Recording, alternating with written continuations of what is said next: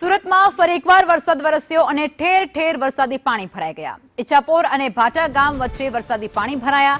આ વરસાદી પાણી ભરાતાની સાથે જ ત્યાંથી પસાર થતા તમામ વાહન ચાલકોને ભારે હાલાકી વેઠવી પડી। મનપાની પ્રી મોન્સૂનની કામગીરી ક્યાં ગઈ છે તેને લઈ અને સ્થાનિકો સવાલ કરતા પણ જોવા મળ્યા હતા અને પાણી ભરાવાની સમસ્યાથી નાગરિકો એક ખૂબ હાલાકી વેઠતા પણ નજરે પડ્યા હતા।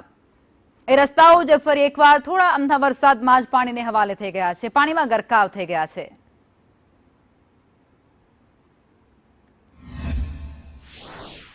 સુરત શહેરમાં મોડી રાતથી ધોધમાર વરસાદ વરસી રહ્યો છે અને જોઈ શકાય છે સુરત શહેરના અલગ અલગ વિસ્તારમાં પાણી ભરાવાની સમસ્યા સર્જાય છે।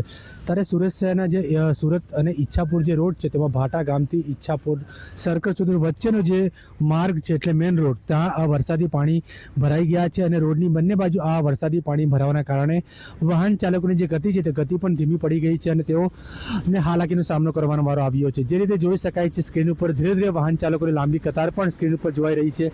ધીરે ધીરે તેઓ આગળ વધી રહ્યા છે। બંને બાજુ રોડની બંને બાજુ આ વરસાદી પાણી ભરાઈ જવાને કારણે વાહન ચાલકોને જે છે હાલાકી ભોગવવાનો વારો આવ્યો છે। મહત્વની બાબત એ છે કે ગમે તેટલી પણ મનપા દ્વારા કામગીરી કરવામાં આવતી છે પ્રી મોન્સૂનની, પરંતુ ડ્રેનેજની સમસ્યાને ઉકેલ ન આવતા વરસાદી પાણી ભરાવાની સમસ્યા સર્જાતી હોય છે। તેને કારણે તેનો ભોગ જે છે સામાન્ય જનતા વાહન ચાલકો બનતા હોય છે। હાલ જે રીતે તમે સ્ક્રીન ઉપર જોઈ રહ્યા છો કે વાહન ચાલકો અહીંથી પસાર થઈ રહ્યા છે, લાંબી કતાર પણ જોવા મળી રહી છે, ધીરે ધીરે પસાર થઈ રહ્યા છે। અહીં કશે પણ તંત્રનો કર્મચારી કે અધિકારી ઉપસ્થિત નથી।